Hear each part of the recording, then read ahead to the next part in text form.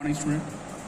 In this lecture, we will understand the relationship between AC and DC quantities of the HVDC converter. Relationship between AC and DC quantities of HVDC converter. So as we know, the equation of average direct voltage VD is equal to VD0 cos alpha minus delta VD. As we know that delta VD, that is the voltage drop because of the commutations happens in the converters. Or another equation of VD, that is equal to VD0 by 2 cos alpha plus cos delta. So both are the equation of average direct voltage at the output side of the converter. Give the name equation number 1. As we know, the VD0, that is nothing but ideal no load average direct voltage, and the value of this VD0 in terms of line to neutral voltage of the supply, that is 3 root 6 by pi into ELN, line to neutral voltage, is the equation number 2. If we put this value of equation number 2 in the equation number 1, replace this VD0 by this value. So this equation number 1, that becomes VD is equal to 3 root 6 by pi ELN cos alpha plus cos delta divided by 2. So here, if you assume that the losses in the converters are neglected, with losses in converter neglected, then we can say that AC power supplied to the converter is equal to DC power. So as we know that 3-phase AC power that is provided to the converter, so the equation in terms of line to neutral voltage, it is ELN, 3 times ELN, fundamental component of the current IL1 into power factor of the supply, is equal to DC output power of the converter. So as we know, the DC voltage VD and DC current is ID. So 3 ELN IL1 cos phi is equal to VD. So here we replace this VD by using this value 3 root 6 by pi ELN cos alpha plus cos delta divided by 2, that is VD into ID. So here 3 cancel out, ELN is cancel out. So the value of IL1 cos phi is equal to root 6 by pi ID cos alpha plus cos delta divided by 2. Give the equation number 3. So here we know that in the one of the last lecture we have derived the equation of IL1, that is what? Fundamental component of line current. So 1 indicates that the fundamental component, fundamental frequency is 50 Hz, so IL1 is a 50 Hz component of the total current. So we derived the equation of IL1 in one of the last lecture, that it is root 6 by pi into ID, direct current. Yeah. And this condition is this value for nu is equal to 0. This equation we have derived for the condition that nu is equal to 0. Nu equal to 0 means we have neglected the effect of source inductance. or we can say that we not consider the commutation angle. So for this case we derive the equation IL1 is equal to root 6 by pi into ID. Here. So we can also write this equation for nu is equal to 0 like this way. IL1 0. 0 times 4, this nu is equal to 0. So we can write this equation as IL1 0 is equal to root 6 pi into ID. Here IL1 0. 0 stands for commutation angle 0. So this is the equation of IL1. So if we replace this root 6 by pi in this equation by IL1 0, so this equation number 3 becomes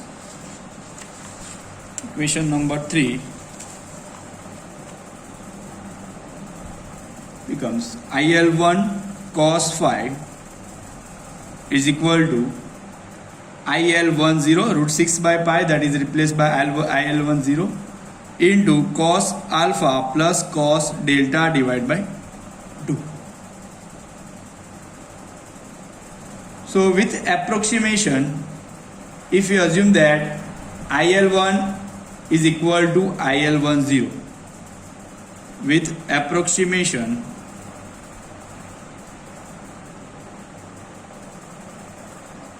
IL1 may be considered as equal to IL1 0. It means both IL1 and IL1 0 are same. So in that condition, in this condition, what will happen?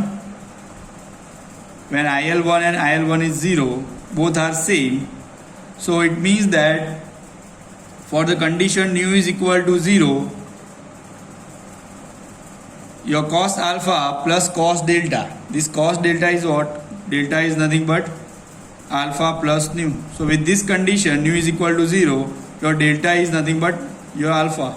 So in this equation cos alpha plus cos delta becomes cos alpha, because delta and alpha both are same. So that becomes 2 cos alpha divided by 2. So that remains only cos alpha. So that is a condition that cos alpha is equal to cos phi. This is a condition happens. This equation we already derived in the last lecture. But here in actual practice, the nu is equal to 0 is not possible, because we consider the effect of source inductance in the actual operation of the three-phase converters. So when nu is present, suppose commutation angle is 60 degree, at that time the error between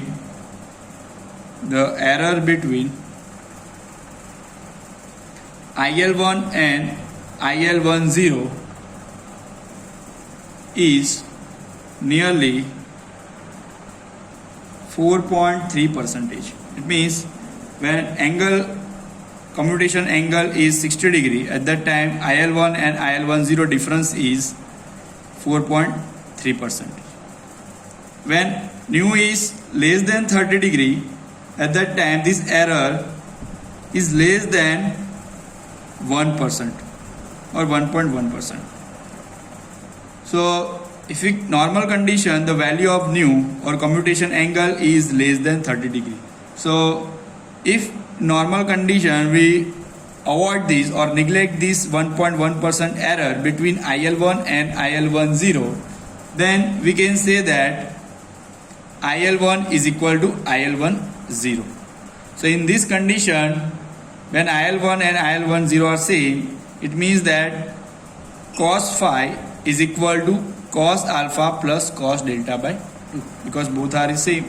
So both are cancel out. So cos phi is equal to cos alpha plus cos delta by 2. Cos phi is equal to cos alpha plus cos delta by 2.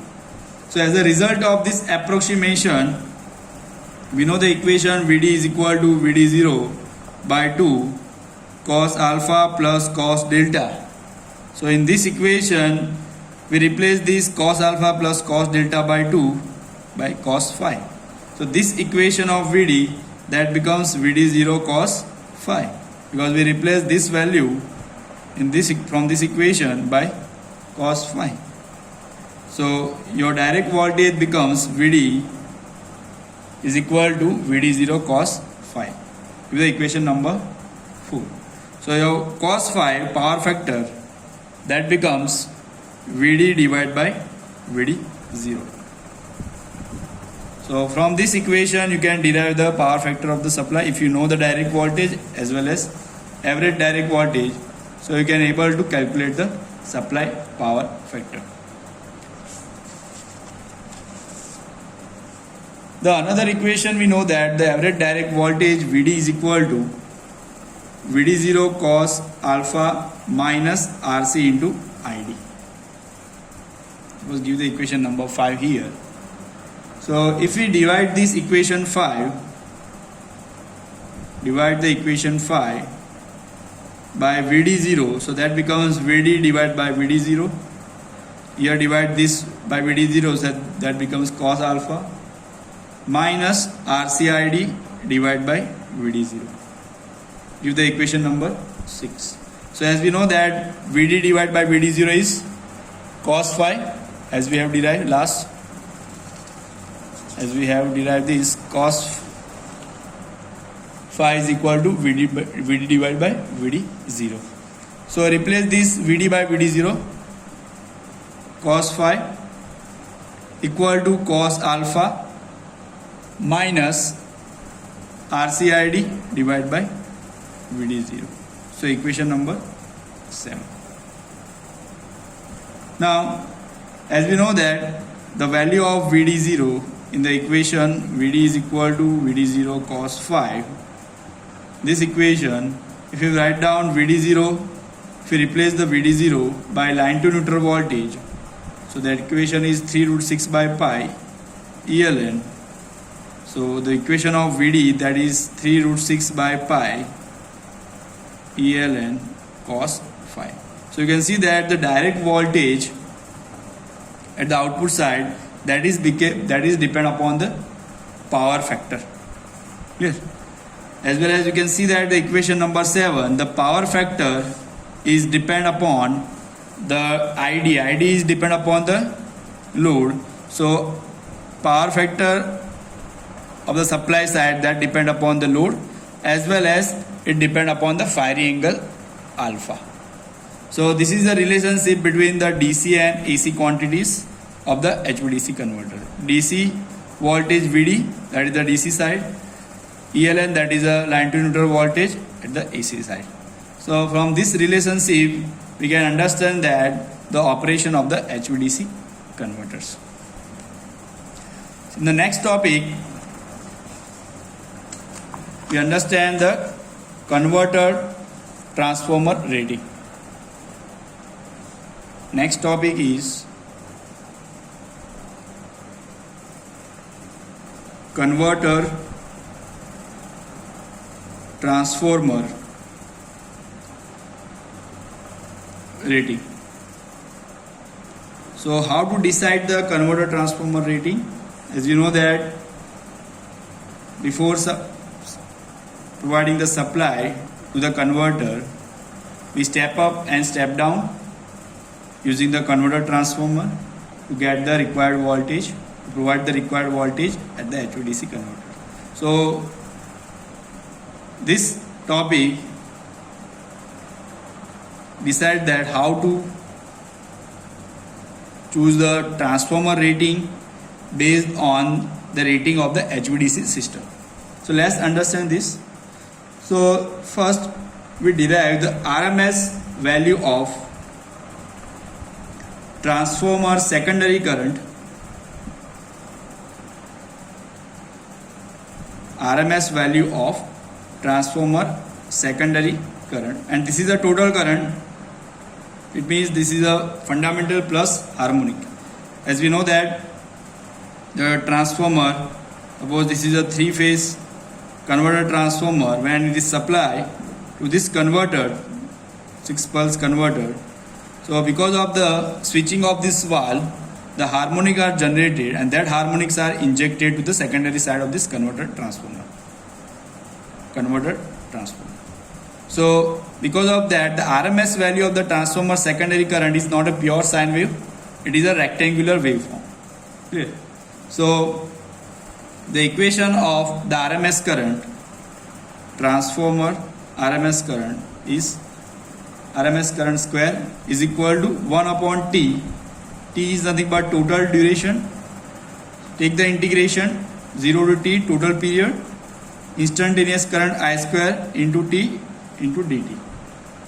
So as we know that, suppose the current is square rectangular waveform, the waveform is like this way, is a quasi square type of waveform,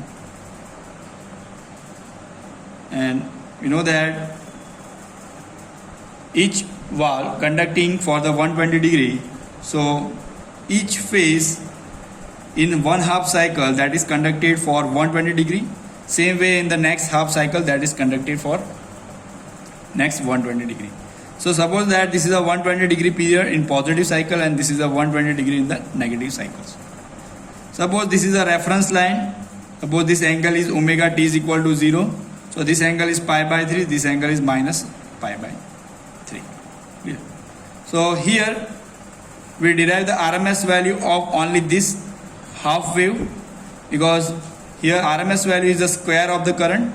So whatever RMS you get for this half wave, same RMS you get for the negative waves. Clear? So here, to find out the RMS value of whole period, it means total period T, in angle you can write this 2 pi. So here we find out this RMS value from this equation. So put this equation here. Here we find out the RMS only half wave, so multiply with 2 times, because we require the RMS of full period, but we only calculate the RMS of half. Multiply with the 2, so we get the RMS of full complete cycle. Clear? So here we multiply 2 in this equation, divide by T, integration 0 to T I square T into dt. So that is a transformer RMS current. Now T is nothing but time converted into angle, so it is 2 pi. Same way here you are not required to take integration from 0 to T, because we can find out the only one half cycle of this current. So this integration is from minus pi by 3 to this pi by 3, minus pi by 3 to pi by 3, and the current, this magnitude of this current is nothing but ID, same as the direct current at the output side. So the value of this current is ID, so it is ID square into dt. So here 2 cancel out, so ID square, that is constant, so ID square divided by pi, integration of dt with respect to time, so it is t from minus pi by 3 to pi by 3. Yeah.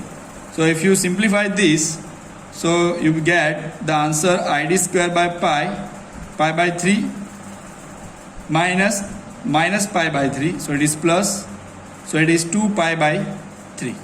Yeah.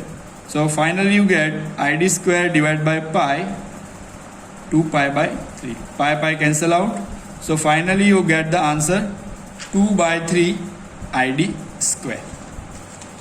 So the RMS value of current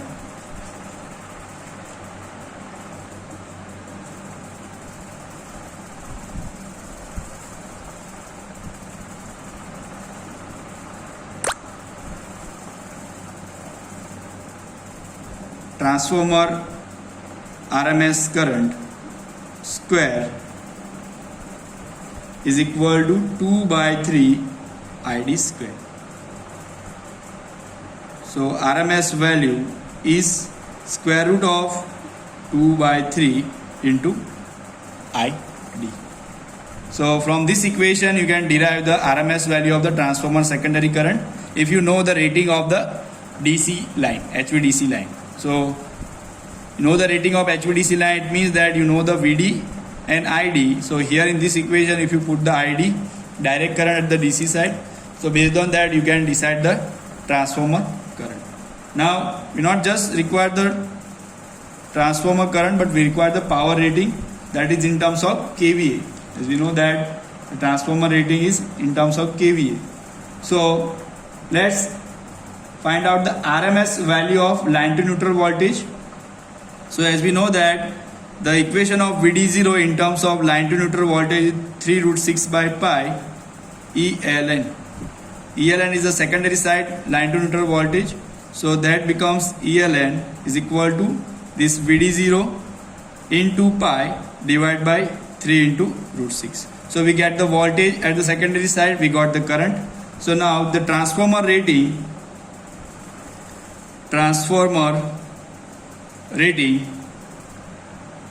is equal to 3 times line to neutral voltage into transformer RMS current. So as we know that line to neutral voltage in terms of DC quantity, that is VD0 into pi divided by 3 root 6, and current ITRMS, that is square root of 2 by 3 into ID. So here these 3 cancel out, and final simplification of this, you get the answer 1.0472 VD0 into this ID. So this is the transformer rating, 3-phase transformer rating, that is the rating of 3-phase transformer. So as you can see that if you know the VD0 no load ideal voltage of the converter, and if you know the direct current, then you can easily find out the 3-phase transformer, 3-phase converter transformer rating. It is 1.0472 times rating of the HVDC line. Now next topic is the complete equivalent circuit of HVDC line. Complete equivalent circuit of HVDC line. So as we know the single line diagram of HVDC system, here suppose power is transmitted from this side. So here this is a converter transformer. This converter transformer provides controllable 3-phase power to this converter, HVDC converter. So this converter has act as a rectifier because power is transmitted from this side to this side. This is a bipolar line, so there are two cables. So here is another converter at the secondary side.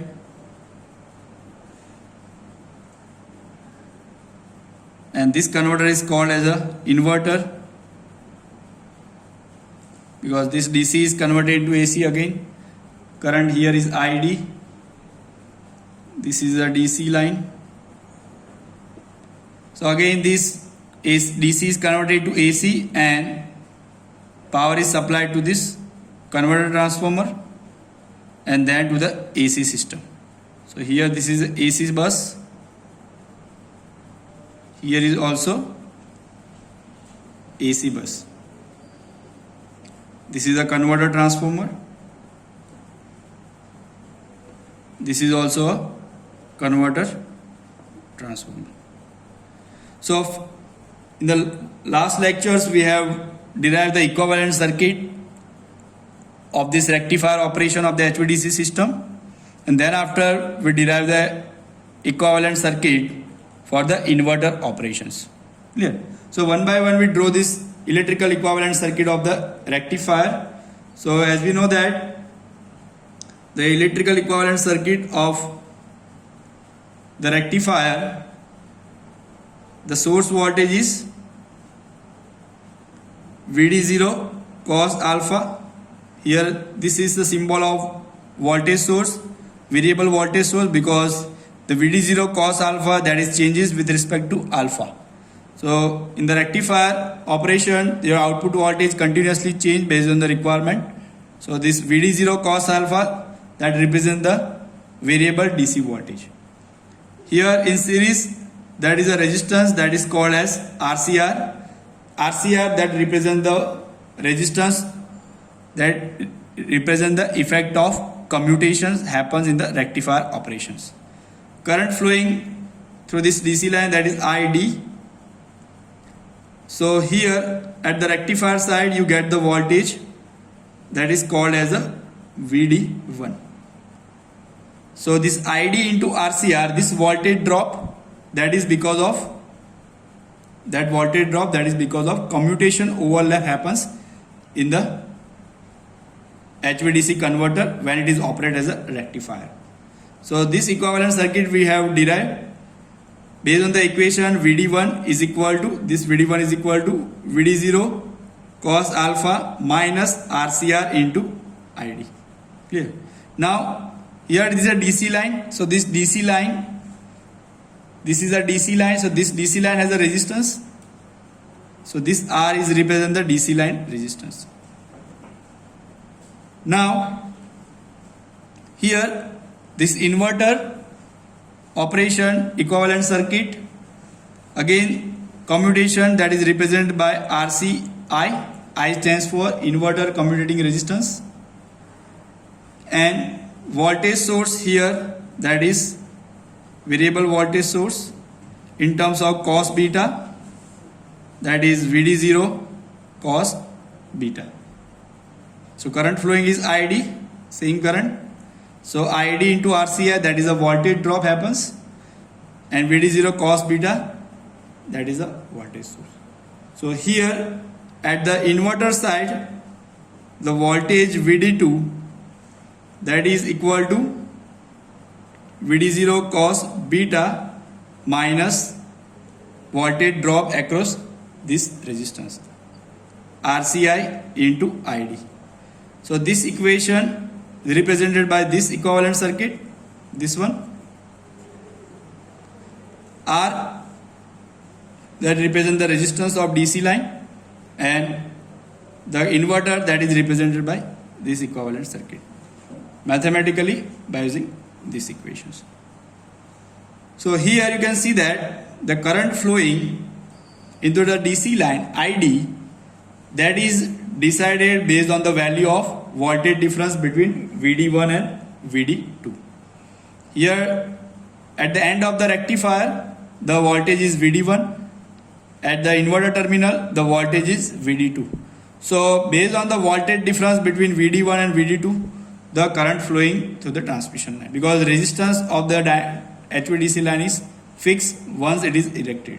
So the current flowing through this HVDC line, that is ID, is equal to VD1 minus VD2 divided by R. Clear? You can see that from the equivalent circuit, VD1 here, VD2 here. So amount of current flowing into the DC line, that is the voltage difference between these two terminal voltage divided by the resistance. So as you know, what is the VD1? The VD1 is VD0 cos alpha minus RCR into ID, minus VD2 is what? VD0 cos beta minus RCR into ID. So these two terms are cancelled out, because here it is minus, so minus minus plus, so these two terms cancel out. So if you put this VD1 and VD2 of this value in this equation, so finally you get VD0 cos alpha minus VD0 cos beta, this one, divided by the resistance. Which resistance? Not only the DC line resistance, but you consider the resistance of RCR as well as RCI. So this represent the effect of commutation happens in the rectifier operation as well as inverter operation. So this R is nothing but total resistance, not only the DC line resistance. This is a total of RCR plus R plus RCI. So here I write RCR plus R plus RCI. So from this topic you can understand that how to draw the electrical equivalent circuit of the HVDC system. This is a single line diagram of the HVDC system: converter, rectifier, DC line, inverter. So this rectifier is represented by this one. DC line is represented by the resistance and inverter is represented by this part in the equivalent circuits. So this equation helpful to derive the value of ID if you know the equation or if you know the value of VD1, VD2 as well as total resistance of the HVDC line. Next topic is the fundamental equations of HVDC power flow.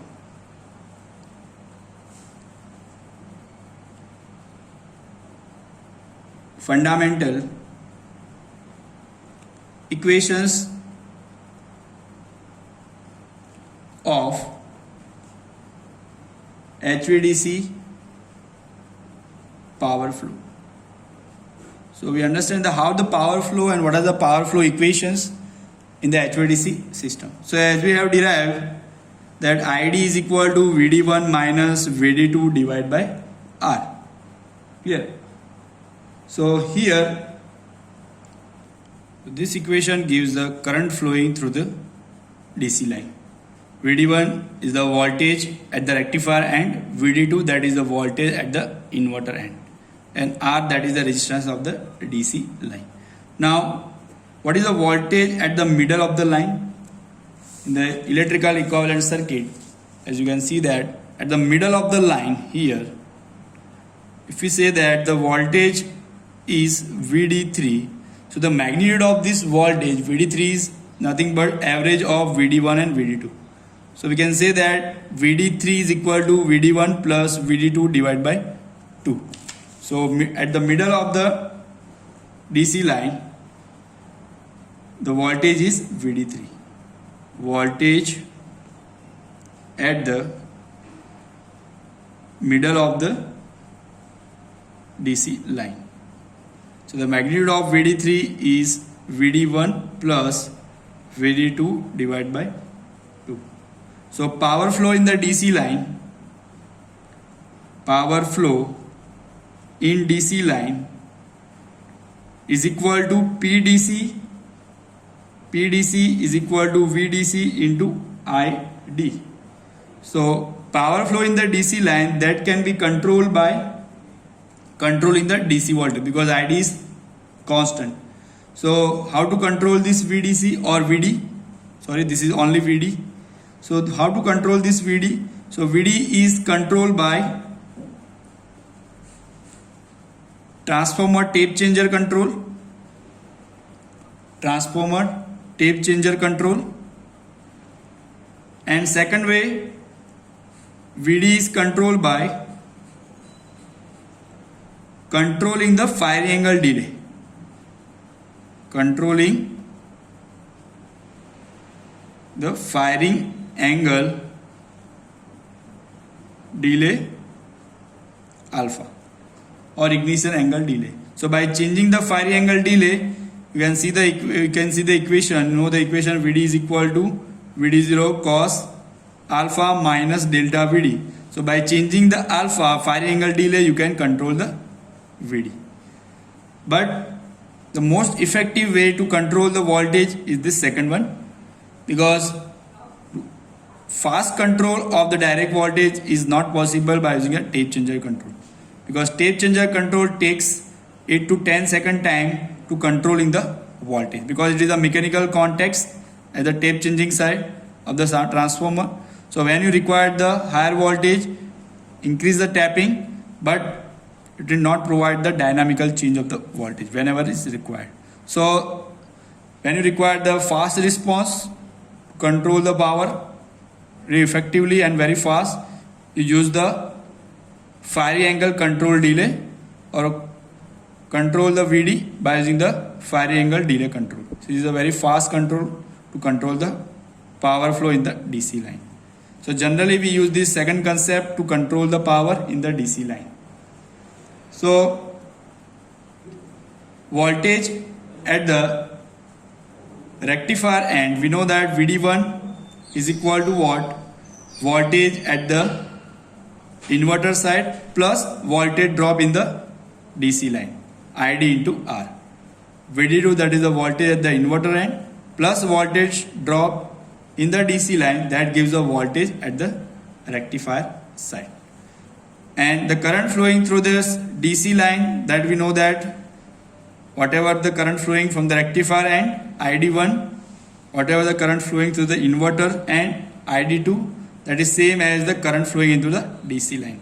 So we can say that ID1 is equal to ID2 is equal to ID. You can see in the equivalent circuit, here suppose current flowing through this rectifier equivalent circuit is ID1, here in the inverter that is ID2, and current flowing in the DC line, that is ID. Both are, all are three are same because there is no tapping provided in the HVDC line. So we can say that ID1 is equal to ID2 is equal to ID. So here that's why I write this equation. So now the DC power at the rectifier end, that we called as PD1. So for that the equation is PD1 power, DC power at rectifier and PD1 is equal to voltage at the rectifier and VD1 and current is ID1 and ID1 is equal to ID. So this is the equation, PD1 is equal to VD1 into ID. Now in this equation we put the equation of ID, that is nothing but VD1 minus VD2 divided by R. So this equation becomes VD1 square divided by R minus VD1 into VD2 divided by R. So this is a power, DC power at the rectifier end. DC power at the rectifier end. Now same way find out the DC power at the inverter end. DC power at the inverter end we call as PD2. So the value PD2 is equal to what? Voltage at the inverter end, VD2 into ID. Again put the value of ID, VD1 minus VD2 divided by R. So that equation becomes VD1 into VD2 divided by R minus VD2 whole square divided by R. So this is the equation of DC power at the inverter end. Now let's find out the power loss in the DC line. Power loss in DC line. So how much power loss? So that is nothing but power difference between rectifier end and inverter end. So power at the rectifier end is PD1, power at the inverter end is PD2. So power loss in the DC line, that is nothing but PD1 minus PD2.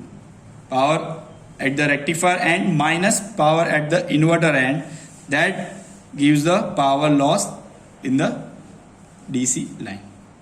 So as we know, the PD1 is VD1 into ID, PD2 is VD2 into ID. So ID is common. So it is VD1 minus VD2, and you know the value of ID, that is VD1 minus VD2 divided by R into VD1 minus VD2. So that becomes VD1 minus VD2 whole square divided by R. So the power loss equation is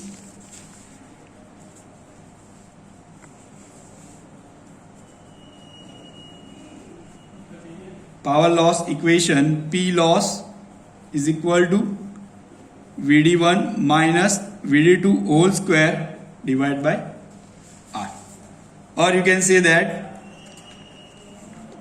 ID square into R. Clear? You can use any equation, any of the equation. This one also gives the power loss, this one also gives the power loss. Clear? Now let's find out the power at the middle of the DC line. First we find out power at the rectifier side, then power at the inverter side, then we find out the loss, then last we find out the power at the middle of the DC line. So power at the middle of the line we call PDM, that is nothing but average of power at the rectifier end plus power at the inverter end. So PD1 plus PD2 divided by 2, that gives the power at the middle of the transmission line. Now as we know, the PD1 is equal to VD1 square divided by R minus VD1 into VD2 divided by R plus the equation of PD2, that is VD1 VD2 divided by R minus VD2 square divided by R. So these two terms cancel out. So finally you get 1 by 2 VD1 square divided by R minus VD2 square divided by R. So the power at the middle of the line, that is equal to a common R. So it is 1 upon 2 R VD1 square minus VD2 square. Or another way you can write the power at the rectifier side in terms of power at the middle of the line. Power at the rectifier end, PD1 is equal to power at the middle of the line, PDM, plus power loss divided by 2. So as you see the equivalent circuit, power at this rectifier side, that is equal to power at the middle of the line, PDM, plus power loss in this half of this HVDC line. Clear? So here we write mathematically this PD1 is equal to power at the middle of the line plus half of the loss in the DC line. Same way you can write power at the inverter end, PD2 is equal to power at the middle of the line minus power loss in transmission line, half of the power loss in the DC line. So from these two equations also you can get the power at the rectifier side and inverter side. So this equation is helpful to you during the example when we calculate the power loss, power at the rectifier side, power at the inverter side. So I hope you understand this concept of power flow in the HVDC line. Thank you.